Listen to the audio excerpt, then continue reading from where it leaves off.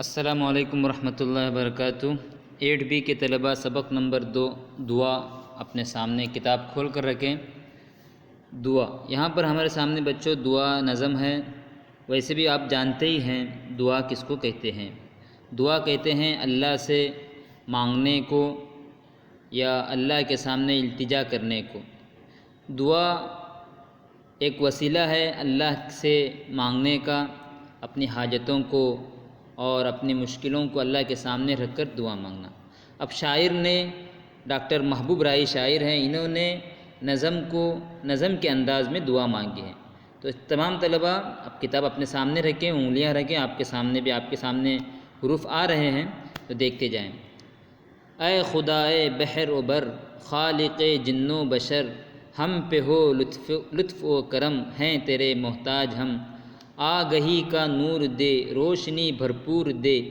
علم و حکمت کر عطا، اپنی رحمت کر عطا۔ اے خدائے عز و جل، کر عطا ذوق عمل، ہر مصیبت سے بچا، قید سے غم کی چھڑا۔ فکر سے آزاد رکھ، شاد رکھ، آباد رکھ۔ تو طلباء یہاں پر آپ کے سامنے الفاظ معنی بھی ہیں۔ خالق معنی پیدا کرنے والا، بحر سمندر کو کہتے ہیں، بر کے معنی آتے ہیں زمین کے،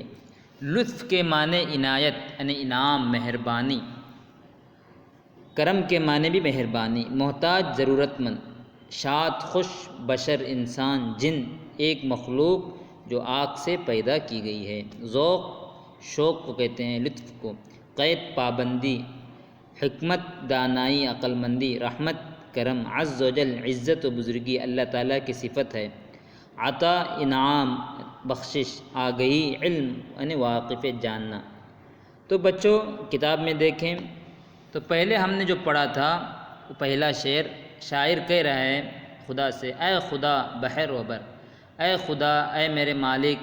جس کو بھی کہہ سکتے ہیں، اے خدا تو کہاں کا ہے خدا ہے، تو سمندر کا بھی خدا ہے، بحر کا سمندر، اور بر زمین، تو سمندر کا بھی خدا ہے، تو زمین کا بھی خدا ہے، خالق جن و بشر،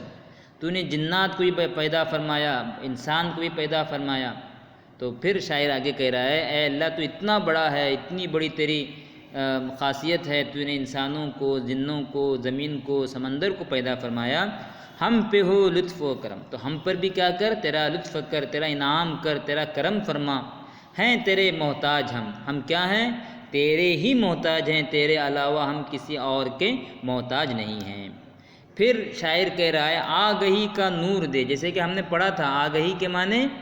علم، واقف جاننا، تو ہمیں جاننے کا، علم کا نور دے، روشنی بھرپور دے، اور ہمیں اس کی روشنی بھی دے، بھرپور روشنی دے، علم و حکمت کر عطا، علم الگ ہے، حکمت الگ ہے، علم سے انسان جانتا ہے، پہچانتا ہے، پڑھنا لکھنا جانتا ہے، حکمت معنی دانائی عقل مندی، تو علم بھی اور حکمت بھی یہ دونوں ملنا یہ اللہ تعالیٰ کی طرف سے ہے، تو علم دے، حکمت بھی دے، اپنی رحمت کر عطا، اور کیا کر، تیرا خاص انعام بھی ہم پر عطا کر،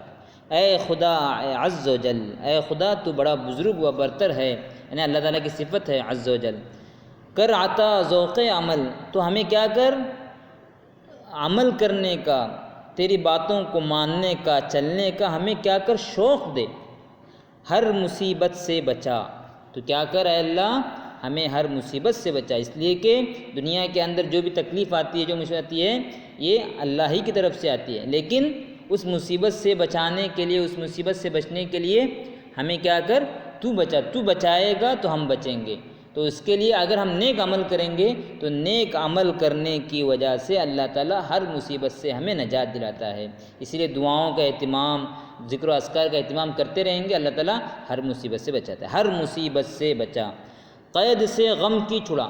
انسان پر جب غم ہوتا ہے، پریشانی ہوتی ہے، تو غم کے اندر مبتلا ہوتا ہے، تو غم انسان کو کیا کر دیتا ہے، مطلب مایوس کر دیتا ہے، تو ایسے غموں سے، ایسے غم کے قید سے ہم کو چھڑا، فکر سے آزاد رکھ، فکر ایسی چیز ہے کہ انسان کو اگر ٹینشن لگ جائے، فکر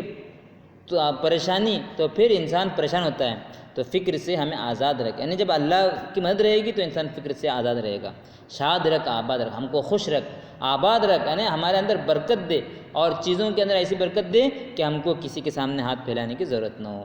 تو یہ دعا تھی، شاعر نے اپنے پیارے انداز کے اندر آپ کے سامنے بیان فرمائی۔ اب یہاں پر دیکھیں قواعد ہیں پیج نمبر 7 میں، ایک سے زائد الفاظ کا مجموعہ مرکب کہلاتا ہے۔ ایک لفظ کو مفرد لفظ کہتے ہیں، اور ایک سے زائد الفاظ ہوتے ہیں تو دو ملا کر جو آتے ہیں اس کو مرکب کہتے ہیں۔ مثال کے معنی بحر و بر ہے، یہ مرکب ہے، بحر اور سمندر اور زمین۔ بحر اور بر دو الگ لفظ ہیں، الگ ان کو واو کی وجہ سے جوڑ کر مرکب لفظ بنایا گیا۔ اس نظم میں استعمال کی اس طرح کے مرکب الفاظ، ایسے بہت سارے الفاظ ہیں جو آپ کے سامنے مرکب ہیں، جیسے جن و بشر، لطف و کرم، عز و جل، اور اس طرح سے یہ کیا ہیں، یہ مرکب الفاظ ہیں۔ دیکھو یہاں پر دعا کسے کہتے ہیں؟ دعا ایسی نظم کہتے ہیں جس میں شاعر اللہ تعالیٰ سے اپنی ضرورتوں اور خواہشوں کو پورا کرنے کی التجا کرتا ہے نا، اللہ سے مانگتا ہے، اس کے سامنے گڑ گڑاتا ہے۔ تو اس نظم کو زبانی یاد بھی کریں اور پڑھیں۔